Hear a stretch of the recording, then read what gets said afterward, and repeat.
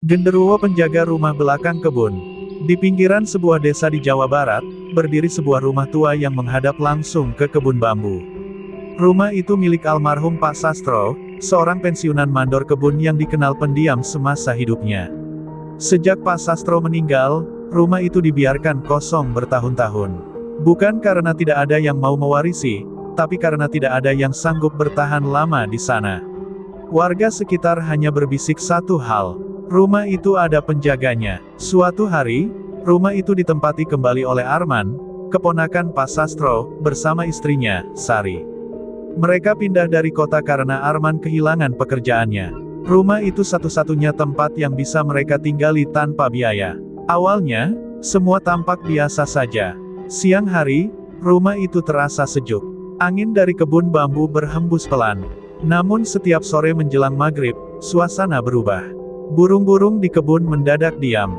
Angin berhenti, dan dari arah belakang rumah, sering terdengar suara seperti orang menggeram pelan. Arman mengira itu suara binatang liar.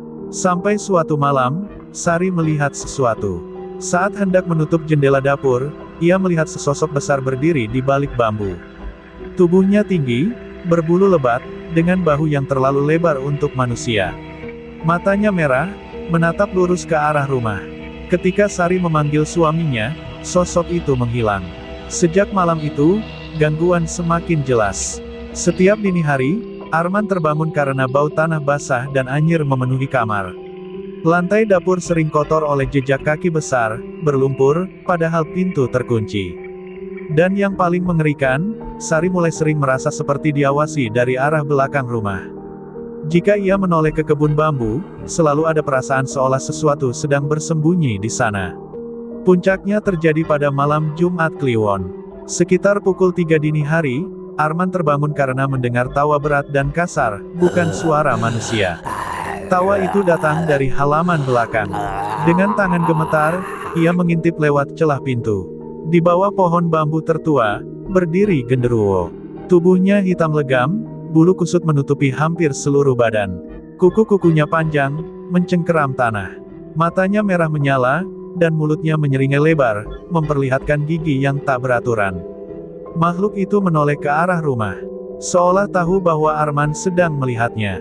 Arman langsung menutup pintu dan membaca doa sekuat yang ia bisa. Sari menangis ketakutan, tubuhnya gemetar tak henti-henti. Keesokan harinya, mereka meminta bantuan seorang sesepuh desa. Sesepuh itu hanya berkata satu hal. Genderuwo itu bukan datang, tapi sudah lama tinggal. Menurutnya, kebun bambu itu dulunya tempat yang tidak bersih. Pak Sastro, tanpa sadar, membangun rumah terlalu dekat dengan wilayah makhluk tersebut. Malam berikutnya, dilakukan doa bersama sederhana. Tak ada ritual aneh, hanya bacaan ayat suci dan permohonan agar makhluk itu pergi. Saat doa dibacakan, angin dari kebun bambu berhembus kencang. Terdengar geraman marah dari kejauhan. Namun setelah itu, sunyi. Hari-hari berikutnya, gangguan berhenti. Bau tanah basah tak pernah muncul lagi. Jejak kaki menghilang. Arman dan Sari akhirnya pindah beberapa bulan kemudian.